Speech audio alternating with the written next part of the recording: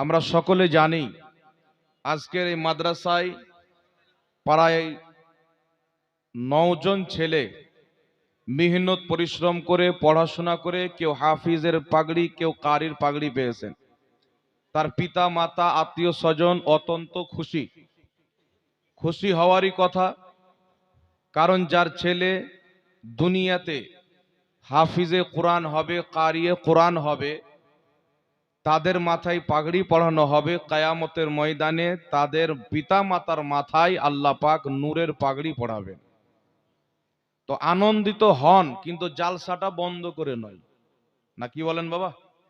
আনন্দিত হন, এটা একটা আল্লাহর নিয়ামত। আপনার ছেলে, আপনার ভাগ্নে, আপনার চাচারা ভাই, আপনার গ্রামের ছেলে কোরআন পাকের হাফিজ হয়েছেন, কোরআন পাকের কারি হয়েছেন, আনন্দ হন। আমরা পাগড়ি পেয়েছি তো আমাদের বাপ মা আনন্দিত হয়েছে।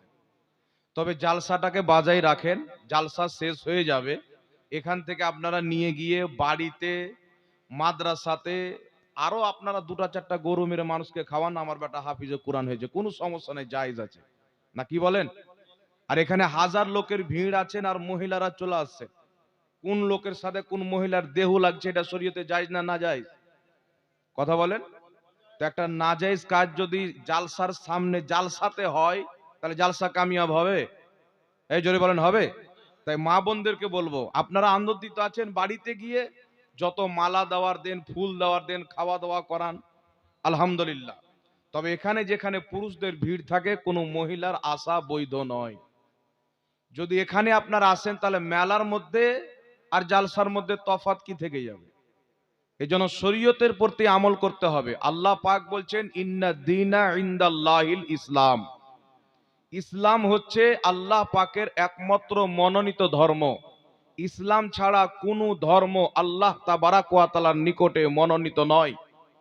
কারণ প্রত্যেক ধর্মের মধ্যে তারা নিজের ধর্মের নিয়ম কানুন নিজের হাতে তৈরি করেছেন, আর আল্লাহ তাবারাক ওয়া তাআলার দেওয়া ইসলাম স্বয়ং আল্লাহ পাকের তৈরি করা কানুনে চলে। জোরে বলেন সুবহানাল্লাহ। নবী পাক সাল্লাল্লাহু আলাইহি ওয়াসাল্লাম বলেন, আমি যখন মেরাজের রাত্রিতে জান্নাত ভবন করলাম, জাহান্নাম ভবন করলাম, তো জাহান্নামে সবচাইতে বেশি মহিলাদেরকে দেখলাম। কেউ স্বামীর নাফরমান, কেউ বেপর্দা মহিলা, কেউ পরপুরুষের সামনে বেপর্দা জানেওয়ালি মহিলা। তো নবী পাক সাল্লাল্লাহু আলাইহি সাল্লাম মহিলাদের কথা বলেছেন, তারাকে সবচাইতে বেশি জাহান্নামে দেখলাম। কারণ মহিলারা যদি বেপর্দা চলে, তাহলে কিয়ামতের ময়দানে আল্লাহ তাবারাক ওয়া তাআলা যেই মহিলা মাথাতে কাপড় দিবে না, তার মাথাতে জাহান্নামের কাপড় পরাবে। যেই মহিলা পর্দাতে থাকবে না, তাকে জাহান্নামের জ্বলন্ত আগুনে জ্বালানো হবে। পর্দা মহিলাদের জন্য আছে, পর্দা পুরুষদের জন্য আছে। আমার আপনার নবী সাল্লাল্লাহু আলাইহি সাল্লাম যখন রাস্তাতে চলতেন, আল্লাহর হাবিব সাল্লাল্লাহু আলাইহি সাল্লাম চাকার মাকার করে এদিক ওদিক তাকাতেন না। নবী পাক সাল্লাল্লাহু আলাইহি সাল্লাম নিচে চেহারা করে সুজা হেঁটে যেতেন। আল্লাহর হাবিব যখন থুথু মুবারক ফেলতেন, কিবলার দিকে ফেলতেন না, এদিক ওদিক ফেলতেন না, নিচে মুখ করে থুথু মুবারক ফেলতেন, নিচে চেহারা করে, যেন থুথু মুবারক কিবলার দিকেও না হয় আর কোনো ব্যক্তি যেন কষ্টও না পায়। কথা বুঝতে পারছেন বাবা? এই জন্য একটি কথা মনে রাখবেন, কিয়ামতের ময়দানে একজন মহিলা শুধু নিজেই জাহান্নামে যাবে না। যদি কোনো মহিলা বেপর্দা থাকে, কিয়ামতের ময়দানে আল্লাহ তাকে যখন জাহান্নামে দিবে, বলবে, আল্লাহ, আমি আমার বাড়ি থেকে বেরিয়েছি, আমি পর্দা করিনি। আমার বাবা তো একবার আমাকে বলতে পারতো পর্দার কথা, আমার বাবা আমাকে জীবনে পর্দার কথা বলেনি। আল্লাহ পাক বলবেন, তার বাবাকে ডাকা হোক, তার বাবাকে জিজ্ঞাসা করা হবে। তার বাবা যদি মিথ্যা কথা বলে, সেই জবান দিয়ে আপন মনি বের হবে যে এই ব্যক্তি মিথ্যা কথা বলছে। ওই কিয়ামতের ময়দানে হাতে যদি গুনার কাজ করে থাকেন, আপনি আল্লাহর দরবারে অ্যাকসেপ্ট না করেন আমি গুনাহটা করেছি, আপনার হাতকে আল্লাহ জবান দিবেন, হাত বলবে, আল্লাহ, এই হাতের মাধ্যমে তোমার এই বান্দা গুনার কাজ করেছে। পা দিয়ে চলে গিয়ে কোথাও গুনার কাজে গিয়েছেন, মেলা দেখতে গিয়েছেন, গান বাজনা শুনতে গিয়েছেন, চুরি করতে গিয়েছেন, শরাব পান করতে গিয়েছেন, জুয়া খেলতে গিয়েছেন, ওই কিয়ামতের ময়দানে আপনি জবান থেকে অস্বীকার করতে চাইবেন, কিন্তু আপনার পা পর্যন্ত সাক্ষী দিবে আল্লাহ আমাকে ব্যবহার করে গুনহার কাজে গিয়ে লিপ্ত হয়েছে। আল্লাহ তাবারাক ওয়া তাআলা বলবেন তার বাপকে জাহান্নামে নিয়ে যাও, সেই মহিলাকেও নিয়ে যাও। মহিলা বলবে আল্লাহ আমার বাবা তো বলেনি, আমার মাও আমাকে পর্দার কথা শিখায়নি। মহান রব্বুল আলামিন তার মাকে ডাকাবেন, তার মাকে জিজ্ঞাসা করা হবে, তার মায়েরও মুখ দিয়ে বের হবে তাকে বেপর্দা পর্দা করার কোনোদিন আদেশ যেই মা নিজের মেয়েকে দেয়নি সেই মাকে পর্যন্ত জাহান্নামের আগুনে নিয়ে যাওয়া হবে। তারপরে সেই মহিলার বড় ভাইকে ডাকা হবে, তারপরে তার স্বামীকে ডাকা হবে। আজকে আমাদের সমাজের মধ্যে দেখতে পাওয়া যায় আমাদের যুবক ছেলে পিলে তারা কি করে অমুসলিমদের কালচারকে নিজে আপন করে ধারণ করতেছেন। আমার আল্লাহ কোরআন পাকের মধ্যে বলেছেন সারা পৃথিবীর সবচাইতে উত্তম চরিত্রের অধিকারী আল্লাহর হাবিব মুহাম্মদ রাসূলুল্লাহ। তিনার মতন কালচার, তিনার মতন ব্যবহার, তিনার মতন চরিত্রমান ব্যক্তি না আগে হয়েছে না কিয়ামতের সকাল পর্যন্ত হতে পারে। জোরে বলেন সুবহানাল্লাহ।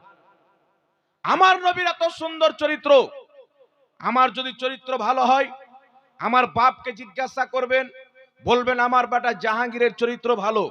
মাকে জিজ্ঞাসা করবেন ভালো, হয়তো আমার পড়োশিদের জিজ্ঞাসা করবেন তারা বলবে ভালো নয়, চরিত্র খুব খারাপ। আমার ব্যাপারে সব বলবে না। যদি আমার মুসলমান ভাই আমাকে ভালো বলে, যদি কোনো হিন্দুকে জিজ্ঞাসা করা হয় সে ব্যক্তি বেধর্মী, সে আমাকে খারাপ বলতে পারে। কিন্তু একমাত্র পৃথিবীর মাটিতে মুহাম্মদ রাসূলুল্লাহ, যেই মুহাম্মদ রাসূলুল্লাহকে ইহুদি পর্যন্ত, খ্রিস্টান পর্যন্ত, হিন্দু পর্যন্ত প্রত্যেক ধর্মের ব্যক্তি এক বাক্যে বলেছেন মুহাম্মদ রাসূলুল্লাহর চরিত্র সবচাইতে উত্তম চরিত্র। জোরে বলেন সুবহানাল্লাহ। কারণ আমার আপনার নবী কোন ইহুদিকে কষ্ট দেননি, কোন নাসারাকে কষ্ট দেননি, কোন হিন্দুকে কষ্ট দেননি। আমার আপনার নবীর দরবারে যারা এসেছেন আল্লাহর হাবিব তাকে খুশ করে পাঠিয়েছেন, কাউকে খালি হাতে ফিরায়নি। মক্কার মাটিতে একজন মহিলা ছিল, যেই মহিলার স্বামী মারা যায়, একটা ইয়াতিম তার ছেলে রয়েছেন।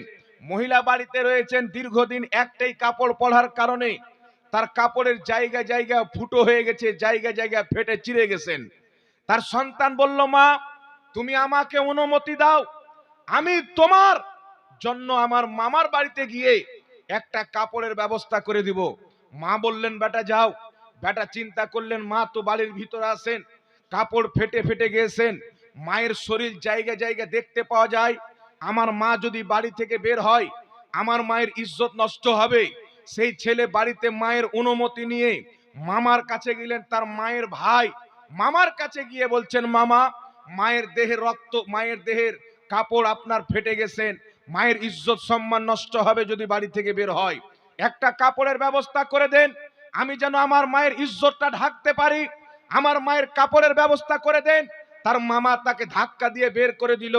ওই বাচ্চা কান্না করতে করতে আপন চাচার বাড়িতে গিয়ে বলছেন চাচা আমার আব্বা মারা যাওয়ার পর আমরা ইয়াতিম হয়ে গেছি, আমার মায়ের শরীরে একটাই কাপড় দীর্ঘদিন থাকার কারণে কাপড়টা ফেটে চিরে গেছেন, আমার মা যদি বাড়ি থেকে বের হয় আমার মায়ের ইজ্জতটা নষ্ট হবে, আমার মায়ের মানহানি হবে। ওই বাচ্চা যখন বললেন তার চাচা তাকে ধাক্কা দিয়ে বাড়ি থেকে বের করে দিল, গ্রামবাসী বের করে দিল। ওই বাচ্চা কান্না করতে করতে বাড়ির পথে ফিরে আসছেন খালি হাতে। একজন রাস্তায় দেখা হচ্ছেন বাবু তুমি কান্না কেন করতেছো, তোমার চেহারাতে পানি কেন? ওই বাচ্চা বলছেন বাবা আমার মায়ের একটাই পরনে কাপড়, আমার বাবা দীর্ঘ বছর পূর্বে ইন্তিকাল করেছেন, আমরা এতিম, আমার মাকে কাপড় কিনে দিতে পারবো না। সেই কাপড় যেটা আমার মা পরে আছেন জায়গা জায়গা ফুটো হয়ে গেছেন, আমার মা যদি বাড়ি থেকে বেরিয়ে যায় মায়ের ইজ্জতটা নষ্ট হয়ে যাবে, আমার মা বাড়ি থেকে বের হতে পারে না, তাই আমি আমার কাপড়ের জন্য মামার কাছে গিয়েছি, মামা ধাক্কা দিয়ে বের করে দিয়েছেন। চাচার কাছে গিয়েছি, চাচা ধাক্কা দিয়ে বের করে দিয়েছেন। আমি আফসোস করে কান্না করি যেই চাচার মধ্যে আমার রক্ত রয়েছে, আমার খানদানের লোক, একই বংশের লোক, আমার সেই চাচা ফিরিয়ে দিল। যেই মামার বোন আমার মা, আমার সেই মামা বোনের ইজ্জতের চিন্তা না করে ধাক্কা দিয়ে বাড়ি থেকে বের করে দিল। ওই ব্যক্তি বলছে যুবক তুমি কান্না করিও না, এই মক্কার অবস্থা খুবই খারাপ, আবার আরবের কালচার খারাপ হয়ে গেছে, তোমাকে যার বাড়ি যাবে ফিরিয়ে দিবে। তারা তো ভিক্ষুককে ভিক্ষা পর্যন্ত দেয় না। তুমি যদি কাপড় পেতে চাও, আমি একজন ব্যক্তির ঠিকানা দিয়ে দিচ্ছি, যাও ওই ব্যক্তির দরবারে যাবে, অবশ্যই তোমাকে কোনো না কোনো কাপড় দিবে। বাচ্চা বলছেন তার নাম বলেন। ওই ব্যক্তি বলছেন যাও মুহাম্মদ ইবনে আব্দুল্লাহ, মুহাম্মদ রাসূলুল্লাহর দরবারে যাও। চাচা ফিরিয়ে দিতে পারে, মামা ফিরিয়ে দিতে পারে, আত্মীয় স্বজন ফিরিয়ে দিতে পারে, আল্লাহর নবী মুহাম্মদ রাসূলুল্লাহ নিজের দরবার থেকে কোনোদিন ফিরিয়ে দিতে পারে না। সুবহানাল্লাহ, সুবহানাল্লাহ, জোরে বলেন না সুবহানাল্লাহ। সুবহানাল্লাহ, হাত উঠিয়ে বলেন ইয়া রাসূলুল্লাহ। আমার আপনার নবী সাল্লাল্লাহু আলাইহি সাল্লামের নামটা শুনলেন। বাচ্চা বাড়িতে গিয়ে বলছেন মা, চাচা তো ফিরিয়ে দিল ধাক্কা দিয়ে, মামা ফিরিয়ে দিল ধাক্কা দিয়ে, এখন আমি শুনেছি নাকি একজন মুহাম্মদ ইবনে আব্দুল্লাহ নামী ব্যক্তি কুরাইশ বংশের মধ্যে রয়েছেন, ওই ব্যক্তির দরবারে গিয়ে ফিরিয়ে দেয় না। মা বলছেন বেটা, আমি জানি উনি খুব ভালো ব্যক্তি, কিন্তু তার কাছে যেই ব্যক্তি যায় তার ধর্ম কবুল করে নেয়, ইসলাম মানতে বাধ্য হয়ে যায়। তুমি যদি যাবে তো তুমি একটা ওয়াদা করে যাও, তুমি কাপড় চাইতে যাবে কিন্তু তার ধর্ম পালন করবে না। আমাদের ধর্ম মূর্তি পূজার, আমাদের ধর্ম বুত পূজার। তুমি আমার সাথে ওয়াদা করো যে তার কাছে গিয়ে নিজে ধর্মকে ত্যাগ করবে না। ওই যুবক মায়ের সাথে ওয়াদা করে বাড়ি থেকে বেরিয়েছেন মুসলমান। আল্লাহর নবী সাল্লাল্লাহু আলাইহি ওয়াসাল্লাম সাহাবায়ে কেরামকে নিয়ে বসে আছেন। ওই বাচ্চা আমার আপনার নবীর দরবারে যাচ্ছেন। আল্লাহর নবীর নিকটে যখন উপস্থিত হয়েছেন, যাওয়ার পরে সর্বপ্রথম বাক্য বাচ্চা বলছেন, আমি আপনার কাছে সাহায্যের জন্য এসেছি, কিন্তু আগেই বলে দিচ্ছি আমি আপনার মাযহাব, আপনার দ্বীন, আপনার ধর্ম মানব না। আমার নবী মুচকি মেরে হাসলেন, বললেন বাবা বলো, আমার মাযহাব তোমাকে মানতে হবে না, কি কারণে আমার দরবারে এসেছো? বাচ্চা বলছেন ইয়া রাসূলুল্লাহ, আমার মায়ের শরীরে একটাই কাপড়, আমার বাবা মারা গেছেন, আমি ইয়াতিম ছেলে, মায়ের শরীরে কাপড় নাই, একটা কাপড় ফাটে পুরাতন হয়ে গেছে, জায়গা জায়গা ফুটো হয়ে গেছে। আমি আমার মায়ের কাপড়ের জন্য চাচার কাছে গিয়েছি, আমাকে ফিরিয়ে দিয়েছে, মামার কাছে গিয়েছি, আমাকে ফিরিয়ে দিয়েছে, কিন্তু আমি শুনলাম আপনার দরবার থেকে কেউ ফিরে যায় না, তো আমি আপনার নিকটে এসেছি কাপড় আনার জন্য। আপনার ইসলাম আমি মানব না, আপনার ধর্ম আমি মানব না। আমার আপনার নবী যখন শুনলেন, নিজের শরীরের চাদর মোবারকটা খুলে ওই বাচ্চাকে দিয়ে দিলেন, বললেন বেটা যাও, তোমার মায়ের শরীরে এই চাদরটা দিয়ে তোমার মায়ের ইজ্জতটাকে ঢেকে দাও। ওই বাচ্চা খুশি হয়ে, আনন্দিত হয়ে আমার আপনার নবীর শরীরের চাদর নিয়ে বাড়ির দিকে রওনা হয়েছেন। দৌড় দিয়ে চলতে চলতে যেমনই বাড়িতে পরিবেশ করবেন, তার মাকে গিয়ে বলছেন মা, মুহাম্মদ সাল্লাল্লাহু আলাইহি সাল্লাম এত মহান ব্যক্তি, এত সুন্দর চরিত্র, এত সুন্দর ব্যবহার, আমার ধর্ম মূর্তিওয়ালা ধর্ম, আমি মুশরিক ঘরানার ব্যক্তি, কাফির ব্যক্তি, কিন্তু আমাকে একবারও ধর্মের কথা জিজ্ঞাসা না করে, আমার ধর্মের কথা না জেনে আমি যেমন ইজ্জতের কথা বলেছি, সঙ্গে সঙ্গে নিজের শরীরের চাদর দিয়ে দিয়েছেন। তার মায়ের চোখ দিয়ে পানি বেরিয়ে গেল। বেটা, তোমার মামা যার শরীরে আমার রক্ত চলে, তোমার মামা তোমাকে ফিরিয়ে দিয়েছেন, তোমার বাপ তোমাকে, তোমার চাচা তোমাকে ফিরিয়ে দিয়েছে, যার খানদানের তুমি, কিন্তু মুহাম্মদ রাসূলুল্লাহ তোমার মায়ের খানদানের ব্যক্তি নয়, তোমার বাবার খানদানের ব্যক্তি নয়, তোমার শরীরে তার রক্ত চলে না। সেই ধর্ম জিজ্ঞাসা না করে, খানদান জিজ্ঞাসা না করে, ইজ্জতের কথা এসেছে, নিজের শরীরের কাপড় খুলে তোমাকে দিয়ে দিয়েছে। বেটা, তোমাকে তার ধর্ম ইসলাম কবুল করে নেওয়া প্রয়োজন ছিল। বল সুবহানাল্লাহ। আর একটু জোরে হবে না সুবহানাল্লাহ? তার ধর্ম মেনে নেওয়ার প্রয়োজন ছিল। তুমি কি করে ওই ব্যক্তির কাছ থেকে ফিরে চলে আসলে, যেই ব্যক্তি তোমার চাচা নয়, তোমার মামা নয়, তোমার আত্মীয় স্বজন নয়, যেই ব্যক্তি ইজ্জত ভাবে কোনটা হিন্দুর মহিলা, কোনটা খ্রিস্টানের মহিলা, কোনটা ইহুদির মহিলা, কোনটা নাসারার মহিলা। আরে ইসলাম আমাদেরকে শিক্ষা দেয়, আমাদের নবী শিক্ষা দিয়েছেন, পৃথিবীতে ধর্ম দেখে মহিলাদের সম্মান নয়, যেই ধর্মের হোক, সে যদি মহিলা থাকে আমরা তাদের সম্মান করি। জোরে বল সুবহানাল্লাহ। নারে তাকবীর, নারে তাকবীর, নারে রিসালাত, মাসলাকে আলা হযরত মুফতি জাহাঙ্গীর সাহেব। এই শিক্ষা আল্লাহর নবী সাল্লাল্লাহু আলাইহি ওয়াসাল্লাম দিয়েছেন। আজ আমাদের ভারতবর্ষের মাটিতে কি দেখতে পাওয়া যায় বাবা? ভারতবর্ষের মাটিতে দেখতে পাওয়া যায় অনেক লোক বলে যে মুসলিম মহিলাদেরকে ভুলিয়ে ফুসলে বিয়ে করে তাদেরকে মুরতাদ বানাও। লাখ লাখ মহিলা আজকে হিন্দুদেরকে বিয়ে করে ভাগবো আতঙ্কবাদ একটা মহিম আরএসএস চালিয়েছে, তাদের কাছে বিয়ে করে তাই সেই মহিলাকে আপনার নষ্ট করে বরবাদ করে 2-4 বছর পর ছেড়ে দেয়। কেউ আবার চাকু মেরে মেরে দেয়, কেউ আপনার মার্ডার করে নদীতে ফেলে দেয়। কিন্তু আমাদের ইসলাম এই শিক্ষা দেয় না। আমার আপনার নবী শিক্ষা দিয়েছেন, শুনো, একজন ইসলামিক নারী যদি থাকে তারও ইজ্জত করতে হবে, ও মুসলিমের নারী যদি থাকে তারও ইজ্জত করতে হবে। এই শিক্ষা জানি না অন্য ধর্মে আছে কি নাই, কিন্তু আমাদের ধর্ম ইসলামের মধ্যে আছে। জোরে বলেন সুবহানাল্লাহ সুবহানাল্লাহ। নবী পাক সাল্লাল্লাহু আলাইহি সাল্লামের দরবার থেকে এসেছেন, তার মা বলছেন, বেটা তোমার চাচা তোমার কে হয়? তার রক্ত তোমার শরীরের মধ্যে, একই রক্তের মানুষ। আমার যদি ইজ্জত নষ্ট হয় তোমার চাচাদের নাক কাটবে, সে ফিরিয়ে দিল। আমার যদি ইজ্জত নষ্ট হয় আমার ভাই তোমার মামার নাক কাটবে, সে তোমাকে ফিরিয়ে দিল। কিন্তু মুহাম্মদ রাসূলুল্লাহ কত সুন্দর চরিত্রমান, কত ভালো ব্যক্তি, কত সুন্দর মানব, যেই ব্যক্তি ধর্ম না দেখে নিজের শরীরের চাদর খুলে দিয়ে দেয়, বেটা তার ধর্ম তোমাকে মেনে নিতে হতো।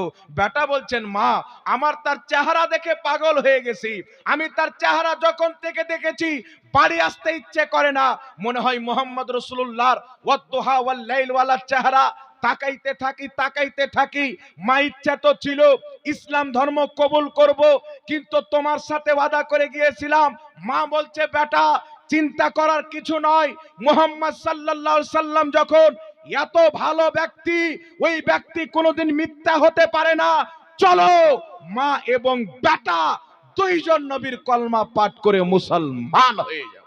সুবহানাল্লাহ। মা এবং বেটা দুইজন নবীর কলমা পাঠ করে বাবা মুসলমান হয়ে গেলেন। একটু জোরে হবে না সুবহানাল্লাহ? এটা হচ্ছে আমার আপনার নবীর চরিত্র। মুসলিম তো মুসলিম, অমুসলিম পর্যন্ত আমার আপনার নবী সাল্লাল্লাহু আলাইহি সাল্লামের চরিত্রকে উত্তম বলতে বাধ্য হয়েছে। আজ থেকে প্রায় কিছু বছর পূর্বে একজন খ্রিস্টান ব্যক্তি একটা কিতাব লিখেছেন, কিতাবটির নাম হচ্ছে দ্য 100। কি নাম? 100 জন মহামানবের। সেই কিতাবের মধ্যে গুণগান করেছে, লিস্ট বানিয়েছে।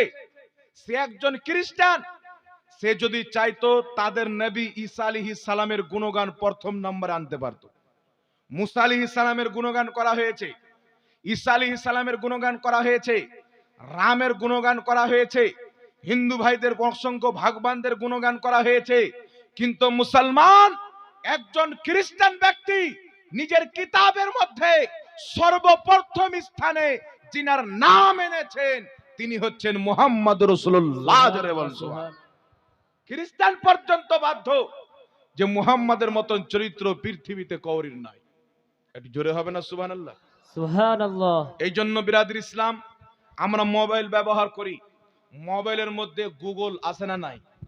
এই গুগলের মধ্যে লিখবেন দুনিয়ার সর্বশ্রেষ্ঠ ব্যক্তি কে, এই গুগলের মধ্যে আমার আপনার নবীর নাম আসবে। এই গুগলওয়ালা কোনো মুসলমান নয়, এই গুগলের মালিক ইহুদি খ্রিস্টানরা। কিন্তু তাদের গুগলের মধ্যে সর্বশ্রেষ্ঠ ব্যক্তি পৃথিবীর যিনাকে দিয়েছেন তিনি হচ্ছেন আমার আপনার নবী মুহাম্মদ রাসূলুল্লাহ। এই রাসূলুল্লাহকে ফলো করতে হবে, এই নবীর চরিত্রকে মানতে হবে। আজ আমাদের যুবক ছেলে মেয়ে পেলেরা কি করে? তারা বিয়ে করার পর নিজের স্ত্রীকে বেপরদা হাইওয়ে রোডে মোটরসাইকেলে নিয়ে যায়, স্ত্রীর চাদর ঠিক থাকে না, স্ত্রীর পোশাক ঠিক থাকে না। আর যুবক ছেলে পেলেরা যেমন হিরো হিরোইনরা নায়কেরা করে তেমন নিজের স্ত্রীর সঙ্গে ব্যবহার করতে চায়। এই পৃথিবীর মুসলমান দুনিয়ার যে কোনো ব্যক্তিকে ফলো করেন, আপনাকে কামিয়াবি পাওয়া যাবে না, সফলতা পাওয়া যাবে না। এই পৃথিবীতে যদি সফলতা পেতে চান, ওই আখিরাতে যদি সফলতা পেতে চান, কবরে যদি নাজাত পেতে চান, আল্লাহর কসম খেয়ে বলি দুনিয়াতে একজন ব্যক্তি যিনার নাম মুহাম্মদ রাসূলুল্লাহ, এই মুহাম্মদ রাসূলুল্লাহর চরিত্রকে নিজের চরিত্র বানিয়েলেন, আপনি দুনিয়াতেও কামিয়াব আখিরাতেও কামিয়াব। সুবহানাল্লাহ সুবহানাল্লাহ। নারায়ে তাকবীর, নারায়ে সালাত, ইসকে মোহাব্বত।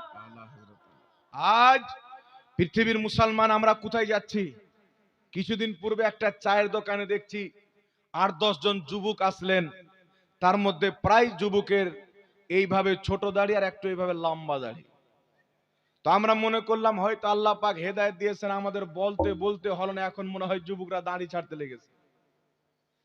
তো চায়ের দোকানদার বলছে, হুজুর আপনাদের বক্তব্য শুনে এরা দাড়ি ছাড়েনি, এরা ক্রিকেটার বিরাট কোহলি একটু লম্বা বেশি ছাক্কা মেরেছে, ওর নকলে দাড়ি ছেড়েছে। এরকম আছে না নাই? এই জোরে বলেন। সালমান খান ফাটা প্যান্ট পরলো, আমাদের যুবকরা ওই পরে নিল। বিরাট কোহলি কেমন দাড়ি রাখলো, যুবকরা ওই রকম দাড়ি রাখতে আরম্ভ করলো। শাহরুখ খান কেমন করে চুল কাটালো, ওই চুল আমাদের যুবকরা কাটাতে লাগলো। নাউজুবিল্লাহি মিন জালিক। এই মুসলমান, আপনাকে আল্লাহ পাক কি জন্য পাঠিয়েছেন? মুহাম্মদ রাসূলুল্লাহর চরিত্রকে আপনি পড়েছেন, শুনেন, এই নাপাকদের চরিত্রকে যদি আপনি অ্যাকসেপ্ট করেন, আপনি নাপাক হয়ে যাবেন, দুনিয়াটা আপনার অপবিত্র হয়ে যাবে। কিন্তু মুস্তাফার চরিত্রকে আপন করে দেখেন, ধারণ করে দেখেন। আল্লাহর কসম খেয়ে বলি, আবু বকর সিদ্দিক সিদ্দিকে আকবর হয়েছে মুস্তাফার চরিত্রকে ধারণ করে হয়েছে। উমারে ফারুক ফারুকে আজম হয়েছে মুস্তাফার চরিত্রকে ধারণ করে হয়েছে। আব্দুল কাদের জিলানী গৌসে আজম হয়েছে নবীর চরিত্রকে ধারণ করে হয়েছে। ইমামে হুসেন শহীদে আজম হয়েছে নবীর চরিত্রকে ধারণ করে হয়েছে। জোরে বল সুবহানাল্লাহ। সুবহানাল্লাহ, সুবহানাল্লাহ।